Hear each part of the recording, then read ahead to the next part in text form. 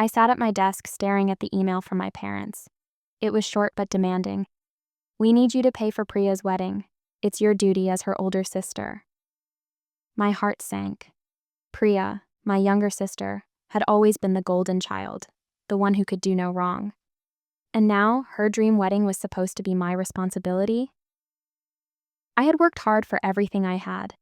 My job, my savings, my independence. I wasn't about to hand it all over for a wedding I didn't even agree with. I replied firmly. "I'm sorry, but I can't afford to pay for the wedding. I have my own financial goals." The response was immediate. My phone buzzed with a call from my mother. Her voice was sharp, laced with disappointment. "How can you be so selfish, Nisha? This is your sister's big day. We've done so much for you, and this is how you repay us." I tried to explain, but she cut me off. "If you don't help, don't bother coming to the wedding." The call ended, leaving me stunned. I had always been the one they turned to when they needed help, paying bills, fixing things around the house, even covering Priya's college fees. But this was too much. A week later, the text started. Priya sent me pictures of wedding dresses, venues, and floral arrangements, each one more extravagant than the last. "Isn't this perfect, Didi? You'll help me make it happen, right?" she wrote. I ignored her, focusing on my work. But then the messages turned darker. "You're ruining my life, Nisha. If you don't help, I'll never forgive you." My parents joined in, sending long paragraphs about family duty and sacrifice. I felt trapped, but I stood my ground. "I can't do it," I told them. "I'm sorry, but this is my final decision." What happened next was something I never expected. One morning, I woke up to a flood of notifications on social media. My parents had posted a long emotional message about how I had abandoned my family in their time of need. They painted me as the villain, the selfish daughter who cared more about money than her own sister. The comments were brutal. "How could you do this to your family?" one person wrote. "You're a disgrace," said another. Even some of my friends started questioning me. I felt like the world was closing in. But it didn't stop there. A few days later, I got a call from my boss. "Nisha, we need to talk," she said. My stomach dropped. When I walked into her office, she looked serious. "We've received some concerning messages about you," she said. "Someone claiming to be your mother said you've been stealing company resources for personal use." I was speechless. My own family was trying to destroy my career. I quickly explained the situation, showing her the social media posts and texts. Thankfully, she believed me, but the damage was done. I felt betrayed in a way I never had before. I decided it was time to fight back. I gathered all the evidence, screenshots of the texts, recordings of the calls, even the email from my parents. I met with a lawyer to understand my options. "You have a strong case," she told me. "This is harassment, and you can take legal action if needed." I also reached out to a few close friends and explained everything. They were shocked but supportive, helping me navigate the chaos. The final straw came when my parents showed up at my apartment unannounced. They barged in, demanding I change my mind. "You owe us this, Nisha," my father said. "After everything we've done for you, how can you be so heartless?" I stood my ground, my voice steady. "I don't owe you anything. I've given you enough. If you can't respect my decision, then you need to leave." They tried to argue, but I handed them a copy of the legal notice my lawyer had prepared. "If you don't stop harassing me, I'll take this to court," I said. They left, but the look on their faces told me this wasn't over. In the end, I cut ties with them completely. It wasn't easy, but I realized that family isn't just about blood. It's about respect and love. Priya's wedding went ahead, but it was much smaller than she had planned. I heard through the grapevine that they had to take out a loan to cover the costs. As for me, I focused on my own life. I bought the house I had been saving for and started a small business on the side. It wasn't the life I had imagined, but it was mine, and I was finally free from their demands. Sometimes the hardest decisions are the ones that set you free. A few months after the wedding drama, I thought the worst was behind me. I had blocked my family on social media and changed my phone number to avoid their constant guilt tripping. My life was finally peaceful, or so I thought. One evening, as I was settling in after a long day at work, there was a knock at my door. I wasn't expecting anyone, so I hesitated before looking through the peephole. It was Priya. My heart raced. What was she doing here? I opened the door cautiously. Priya looked different, tired, almost defeated. Her usual spark was gone. "Can I come in?" she asked quietly. I stepped aside, letting her in but keeping my guard up. She sat on the couch, fidgeting with her hands. "I need to talk to you," she said, her voice trembling. I sat across from her, waiting. "I'm sorry, Nisha," she finally said. "For everything. The wedding, the way I treated you. I was wrong." I was stunned. This wasn't the Priya I knew. The Priya I knew was confident, entitled, and never admitted fault. "What's going on?" I asked, suspicious. She took a deep breath. "After the wedding, things got bad. Mom and Dad, they've been fighting nonstop. The loan they took out for the wedding is drowning them. They're blaming each other, and it's just a mess." She looked at me, tears in her eyes. "I realized how much you've always done for us, and I took it for granted. I'm sorry." Part of me wanted to believe her, but I couldn't shake the feeling that this was another manipulation tactic. "Why are you really here, Priya?" I asked. She hesitated, then said, "I need your help. Not money, just advice. I don't know what to do. Mom and Dad are talking about selling the house, and I don't have anywhere to go." I felt a pang of sympathy, but I couldn't forget how quickly they had turned on me. "I'm sorry you're going through this," I said carefully, "but I can't get involved. You'll have to figure it out on your own." Priya nodded, looking defeated. "I understand," she said softly. "I just wanted you to know that I'm sorry." She stood up to leave, but before she reached the door, she turned back. "For what it's worth, I miss you, Dee Dee." The door closed behind her and I was left alone with my thoughts. Part of me wanted to reach out, to help her, but I knew I couldn't. They had made their choices, and now they had to live with the consequences. A few weeks later, I heard through a mutual friend that Priya had moved in with a cousin in another city. My parents had sold the house and were living in a small apartment. I felt a mix of emotions: sadness, relief, and even a little guilt. But I reminded myself that I had done what was best for me. I couldn't keep sacrificing my own happiness for people who didn't appreciate me. One evening, as I sat in my new home, sipping tea and looking out at the city lights, I realized how far I had come. I had built a life for myself, free from their demands and manipulation. It wasn't easy, and there were moments when I doubted myself, but I had made it. I had chosen myself, and for the first time in a long time, I felt at peace. The past still haunted me sometimes, but I had learned to let go. Family isn't just about blood, it's about love, respect, and mutual support. And sometimes, the best thing you can do for yourself is to walk away from those who don't value you. I didn't know what the future held, but I knew one thing for sure. I was finally free to live my life on my own terms. And that was enough. Months turned into a year, and life settled into a new rhythm. I had built a routine that felt like mine. Work, my small business, and weekends spent exploring the city or catching up with friends.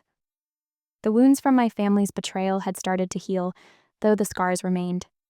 I didn't hear from Priya or my parents during that time, and I told myself it was for the best. But deep down, a small part of me wondered if they were okay. I pushed those thoughts aside, focusing on the life I had worked so hard to create. Then, one rainy afternoon, I received a letter in the mail. It was from my father. My hands trembled as I opened it, unsure of what to expect. The letter was handwritten, something I hadn't seen from him in years. His words were formal, almost cold, but there was an undercurrent of desperation. "Nisha," it began, "I know we haven't spoken in a long time, and I understand why. But I'm writing to ask for your help one last time. Your mother is sick.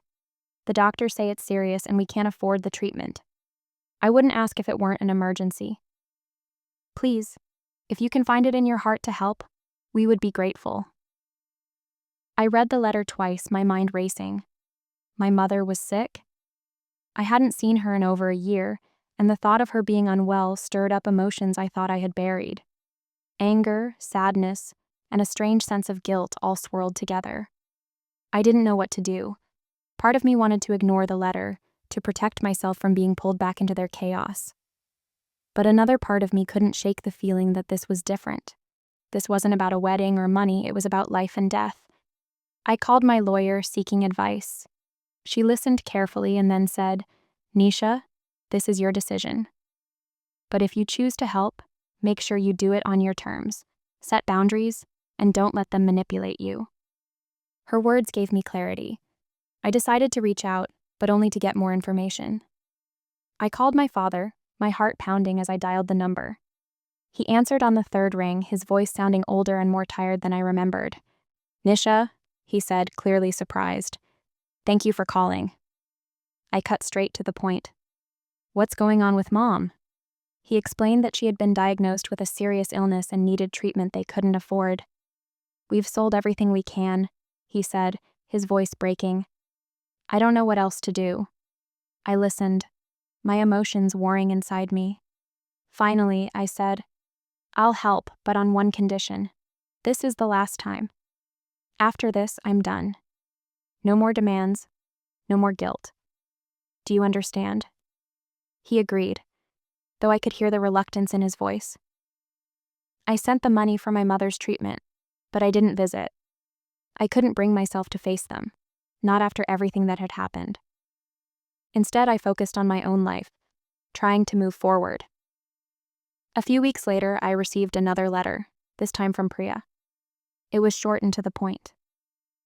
"Thank you for helping, Mom," she wrote. "I know we don't deserve it, but it means a lot. I hope one day we can talk, but I understand if that's not possible. Take care of yourself, Didi." Her words stayed with me for days. I didn't reply, but I couldn't stop thinking about them. I realized that forgiveness wasn't about forgetting or excusing what they had done. It was about letting go of the anger and pain so I could move on. I wasn't ready to forgive them completely, but I was starting to understand that holding on to the past was only hurting me. As the months passed, I continued to build my life. My business grew, and I found joy in the little things. A quiet morning with a cup of coffee, a walk in the park, the laughter of friends. I still thought about my family from time to time, but the thoughts no longer consumed me. I had learned to put myself first, and in doing so, I had found a sense of peace I never thought possible. The journey wasn't easy, and there were moments when I doubted myself. But I had come out stronger on the other side. I had chosen myself, and that was the most important decision I had ever made. Life wasn't perfect, but it was mine, and I was finally free to live it on my own terms. And that was enough. One evening, as I was closing up my small boutique, my phone buzzed with a call from an unknown number. I hesitated but answered, thinking it might be a client. The voice on the other end was faint, shaky, and unmistakably my mother's. "Nisha," she said, her voice breaking. I need to see you." My heart sank. I hadn't spoken to her since sending the money for her treatment, and I wasn't sure I was ready to face her. But something in her tone made me pause. She sounded different, weaker, more vulnerable. "What's wrong?" I asked, trying to keep my voice steady. There was a long pause before she replied. I want to talk. Please, Nisha. I don't have much time." Her words hung in the air, heavy with meaning. I didn't know what to say. Part of me wanted to hang up, to protect myself from whatever emotional storm was coming. But another part of me, the part that still remembered the mother she used to be, couldn't ignore her plea. "I'll come," I said finally. "But this doesn't change anything." She didn't argue, just thanked me quietly before the call ended. The next day I drove to the small apartment where my parents now lived. It was a far cry from the house I had grown up in, and the sight of it made my chest tighten. I knocked on the door and my father answered. He looked older, more worn down than I remembered. He nodded at me, his expression unreadable, and stepped aside to let me in. The apartment was dimly lit, cluttered with boxes and old furniture. My mother was sitting on the couch, wrapped in a blanket. She looked frail, her face pale and drawn, but her eyes lit up when she saw me. "Nisha," she said softly, patting the space beside her. I sat down, keeping a careful distance. For a moment, neither of us spoke. The silence was heavy, filled with all the things we hadn't said to each other. Finally, she broke it. "I'm sorry," she said, her voice trembling. "For everything. I was wrong to treat you the way I did. I was so focused on Priya, on what she wanted, that I forgot about you. I forgot that you're my daughter too." Her words hit me like a punch to the gut. I had waited so long to hear her say something like this, but now that it was happening, I didn't know how to feel. Anger, sadness, relief. It all swirled together, leaving me speechless. She reached out and took my hand, her grip weak but sincere. "I don't expect you to forgive me," she said. "I just wanted you to know that I see now how much I hurt you. And I'm sorry." I didn't know what to say. Part of me wanted to pull away, to remind her of all the pain she had caused. But another part of me, the part that had missed her, wanted to hold on. In the end, I just nodded, tears streaming down my face. We sat there for a while, not speaking, just holding hands. It wasn't perfect and it didn't fix everything, but it was a start. When I left that day, I felt a strange sense of closure. I didn't know what the future held for my relationship with my parents, but I knew one thing for sure. I had finally said what I needed to say, and so had she. It wasn't a happy ending, but it was an honest one. And for the first time in a long time, I felt at peace. As I drove home, I thought about everything I had been through: the betrayal, the heartbreak, the struggle to rebuild my life. It hadn't been easy, but it had made me stronger. I had learned to stand up for myself, to set boundaries, and to put my own happiness first. And in doing so, I had found a sense of freedom I never thought possible. Life wasn't perfect, and it never would be. But it was mine, and I was finally free to live it on my own terms. And that was enough. A few weeks after my visit to my parents' apartment, I received a call from Priya. It was late in the evening, and I was just about to go to bed when my phone rang. Seeing her name on the screen made my stomach twist. I hadn't spoken to her since she had shown up at my doorstep months ago, and I wasn't sure I was ready to hear what she had to say. But something made me answer. Maybe it was curiosity, or maybe it was the lingering hope that things could finally be resolved between us. "Nisha," she said as soon as I picked up. Her voice was quiet, almost hesitant. "I need to talk to you, can we meet?" I hesitated, unsure of what to say. Part of me wanted to say no, to protect myself from whatever emotional turmoil was coming. But another part of me, the part that still remembered the sister I had once been close to, couldn't ignore her. "Okay," I said finally. "But not at my place. Let's meet somewhere neutral." We agreed to meet at a small cafe the next day. I arrived early, choosing a table in the corner where we could talk without being overheard. Priya showed up a few minutes later, looking nervous. She sat down across from me, her hands fidgeting with the strap of her bag. For a moment, neither of us spoke. The silence between us was heavy, filled with all the things we hadn't said to each other. Finally, Priya broke the silence. "I'm sorry," she said, her voice barely above a whisper. "For everything. I was wrong to treat you the way I did. I was selfish and I took you for granted. I didn't realize how much you were doing for us until it was too late." Her words surprised me.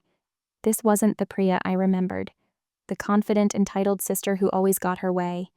This Priya was humble, almost vulnerable. I didn't know how to respond. Part of me wanted to tell her that her apology wasn't enough, that it couldn't erase all the pain she had caused. But another part of me, the part that had missed her, wanted to believe her. "Why now?"